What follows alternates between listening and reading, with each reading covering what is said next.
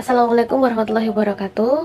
Kami dari kelompok 1 Teknologi Pengolahan Limbah Pertambangan akan mempresentasikan hasil tugas kelompok kami.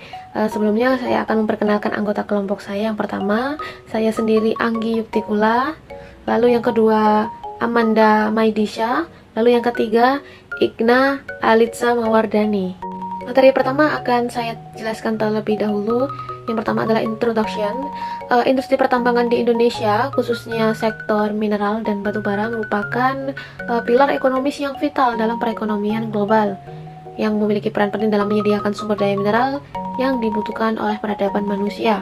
Sektor ini berada dalam kondisi yang cukup dinamis, di mana terdapat beberapa peluang yang sangat besar dalam meningkatkan nilai tambah melalui hilirisasi produk mineral yang didorong oleh pemerintah. Pertambangan sendiri memiliki dampak negatif, yakni diantaranya pencemaran udara, pencemaran air limbah, dan konflik kepentingan lahan. Nah, oleh karena itu perlu pentingnya dalam pengendalian dampak buruk ini melalui rekayasa lingkungan. Lalu saya di sini akan menjelaskan tentang definisi rekayasa lingkungan pertambangan. Di sini ada 3 poin utama, yakni yang pertama adalah cabang ilmu teknik, yang kedua tujuannya, yang ketiga ruang lingkupnya. Untuk yang pertama, rekayasa lingkungan pertambangan merupakan cabang ilmu teknik yang memadukan prinsip-prinsip dari teknik sipil, kimia, biologi, geologi, serta ilmu lingkungan. Untuk tujuannya yakni untuk merancang, menerapkan, dan mengelola solusi teknis untuk mencegah, mengendalikan, serta meminimalkan dampak negatif pertambangan terhadap lingkungan dan kesehatan manusia. Dalam bidang ini, ruang lingkupnya mencakup seluruh tahapan aktivitas pertambangan, mulai dari eksplorasi pertambangan, pengolahan, hingga ke pasca tambang. Dengan orientasi pada keberlanjutan ekologis dan kepatuhan terhadap regulasi. Jadi secara sederhananya, rekayasa lingkungan pertambangan itu bukan sekedar mencari solusi reaktif terhadap kerusakan yang sudah terjadi, tetapi sebuah pendekatan yang proaktif yang menekankan pencegahan serta pengelolaan risiko sejak tahap perencanaan. Lalu selanjutnya yakni prinsip dasar rekayasa lingkungan pertambangan. Prinsip dasarnya ada 6 di sini. Yang pertama adalah pencegahan. Prinsip pencegahan ini fokus utamanya yakni mengantisipasi dampak negatif sebelum kegiatan dimulai. Implementasinya yakni seperti perencanaan yang matang, melakukan analisis mengenai dampak lingkungan atau AMDAL. Lalu yang kedua adalah prinsip pengurangan atau minimalisasi. Dalam prinsip ini sebenarnya dampak tidak bisa dihadapi sepenuhnya. Nah, untuk langkah selanjutnya, maka dari itu kita bisa memperkecil skala maupun intensitasnya. Caranya dengan memanajemen limbah, yakni mengurangi volume serta toksisitas limbah padat atau tailing, dan cair, yakni air asam tambang. Metode pengolahannya yang efektif. Lalu dengan menggunakan sumber daya alam secara efisien, yakni meminimalkan penggunaan energi air dan bahan kimia sehingga jejak ekologis pertambangannya berkurang. Lalu prinsip yang ketiga adalah prinsip pengendalian. Prinsip ini menekankan pada teknologi dan prosedur operasional untuk memastikan pencemaran ini dapat dikendalikan. Contohnya yaitu pengolahan air limbah dengan menetralisasi air asam tambang sebelum dilepaskan ke lingkungan. Lalu yang keempat adalah pemulihan dan reklamasi. Untuk prinsip pemulihan dan reklamasi, setelah tambang ditutup, lahan itu perlu dikembangkan supaya tetap bermanfaat bagi ekosistem maupun masyarakat. Upayanya yaitu reklamasi lahan dengan menata ulang permukaan tanah, menutup material yang berpotensi asam, serta melakukan penanaman kembali vegetasi asli di lingkungan tersebut. Selanjutnya, prinsip yang kelima yaitu prinsip tanggung jawab dan partisipasi. Prinsip ini menekankan tanggung jawab penuh perusahaan tambang serta ketertiban pihak-pihak yang terkait. Untuk tanggung jawab, contohnya perusahaan ini wajib menanggung biaya pemulihan lingkungan sesuai dengan polusinya. Lalu untuk partisipasi yakni melibatkan masyarakat, pemerintah, dan pemangku kepentingan lain dalam pengawasan maupun pengambilan keputusan untuk menjamin transparansi. Lalu yang terakhir adalah prinsip keberlanjutan dan wawasan lingkungan. Prinsip ini memastikan bahwa pertambangan tidak hanya berorientasi pada keuntungan ekonomi, namun juga memperhatikan keberlanjutan sumber dayanya. Penerapannya yaitu melakukan konservasi sumber daya, menggunakan bahan tambang yang bijak dan efisien, lalu pemanfaatan limbah, yakni mendaur ulang atau mengolah kembali limbah tambang seperti tailing, sehingga tidak menambah beban pencemaran lingkungan. Assalamualaikum warahmatullahi wabarakatuh. Halo, nama saya Ignadiza Murdani dengan NIM 0922240071. Jadi, di sini saya akan membahas tentang karakteristik, sifat, dan potensi limbah pertambangan. Nah, karakteristik, sifat, dan potensi limbah pertambangan terbagi menjadi dua. Yang pertama adalah limbah cair, contohnya dari limbah batubara. Air limbah dari kegiatan tambang batubara umumnya berasal dari aktivitas penambangan terbuka, kolam pengendapan, serta aliran permukaan yang tercampur dengan mineral pembawa logam. Adapun karakteristik utama limbah ini adalah tingginya kandungan TTS atau total suspended solid, logam berat seperti Fe, Mn, dan Al, serta pH yang bersifat netral hingga asam. Kemudian, adapun potensi bahaya dalam limbah air ini, yang pertama adalah meningkatkan kekeruhan perairan, yang kedua adalah logam berat dapat terakumulasi dalam biota perairan, dan yang ketiga adalah risiko terbentuknya acid main trench, yang disingkat dengan AMD. Kemudian ada pemanfaatannya dari limbah ini. Yang pertama adalah penggunaan constructed wetland dapat menurunkan kandungan TTS, Fe, Mn, dan Al. Dan yang kedua adalah pemanfaatan teknologi biologi seperti bakteri pengoksidasi besi dan sulfur untuk menekan AMD. Selanjutnya adalah limbah padatan, yaitu tiling dan overburden. Tiling atau bisa disebut residu halus dari pengolahan biji, sedangkan overburden itu adalah batuan penutup.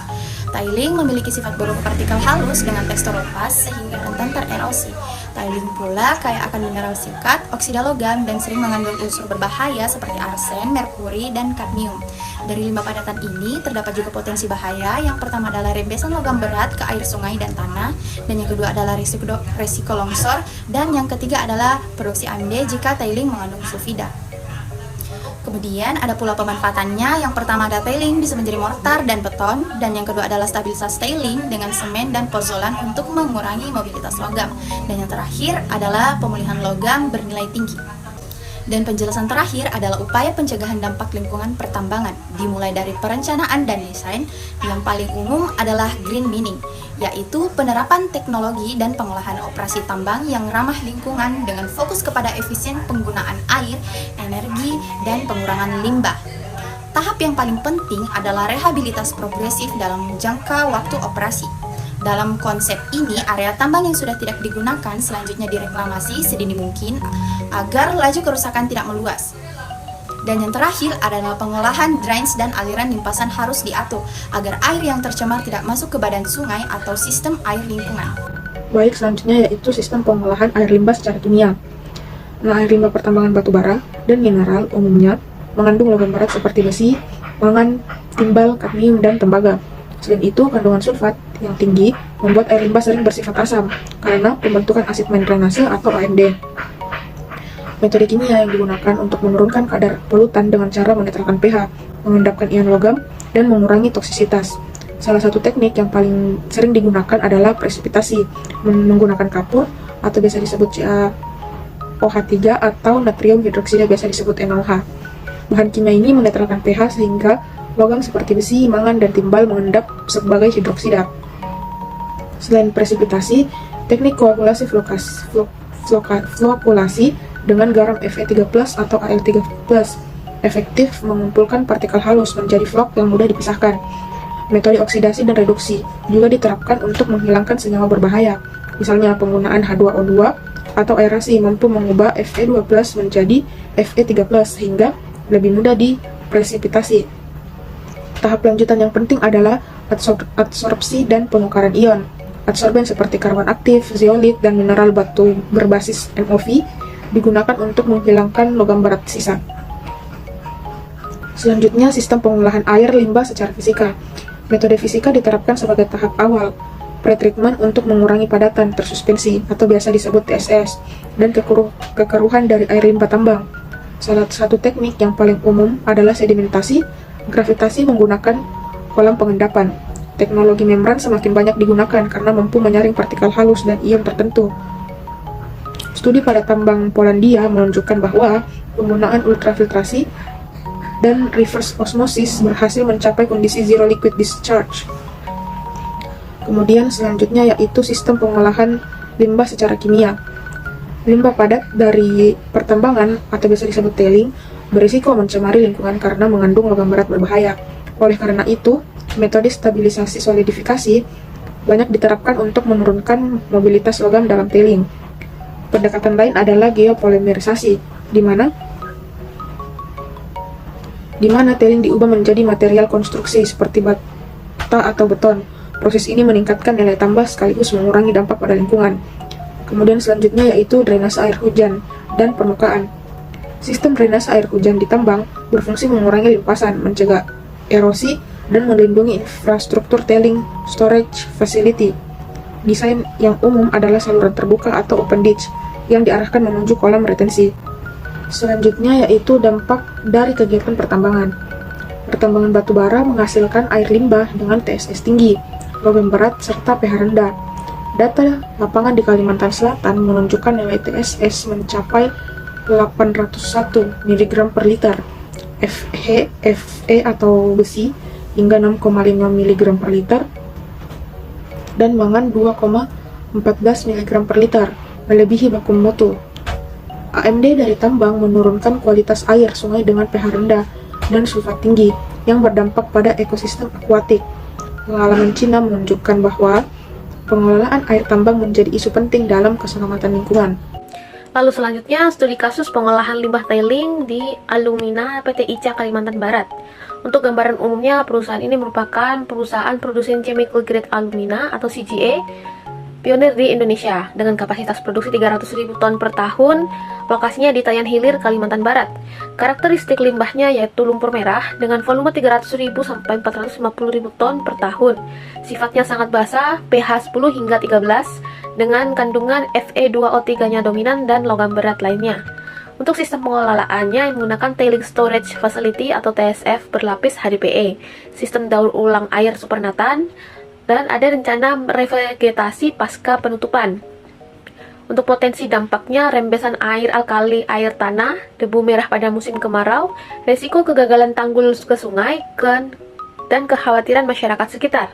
Untuk rekomendasi strategisnya yakni yang pertama yaitu inovasi pemanfaatan lumpur merah untuk konstruksi ekstraksi logam tanah jarang. Lalu yang kedua pemantauan, yakni transparansi data kualitas air dan udara. Lalu yang ketiga rencana penutupan penutupannya dengan menggunakan dana jaminan reklamasi. Lalu keterlibatan masyarakat, melakukan dialog yang proaktif dan partisipasi masyarakat serta pihak perusahaan. Lalu yang selanjutnya kesimpulan dari presentasi kelompok kami. Yang pertama, pertambangan memberikan manfaat ekonomi yang cukup besar, namun di sisi lain juga ada risiko lingkungan sosial yang tinggi seperti debu, AMD, tailing, kemisingan, dan konflik ruang lingkungan. Lalu yang kedua, rekayasa lingkungan wajib proaktif berbasis pencegahan, minimalisasi pengendalian, pemulihan, dan keberlanjutan. Untuk dampak sosial ekonominya bersifat campuran, yaitu ada perluasan akses kerja, pendidikan, dan transparansi data lingkungan yang penting agar bermanfaat dan lebih merata. Untuk yang terakhir, keberhasilan diukur dari kualitas lingkungan yang memenuhi baku mutu. Keselamatan fasilitas tailing, yaitu TSF Tailing Storage Facility, keberhasilan reklamasi, dan penerimaan sosial yang membaik. Demikian presentasi dari kelompok kami. Kami mohon maaf atas segala kekurangan. Terima kasih. Wassalamualaikum warahmatullahi wabarakatuh.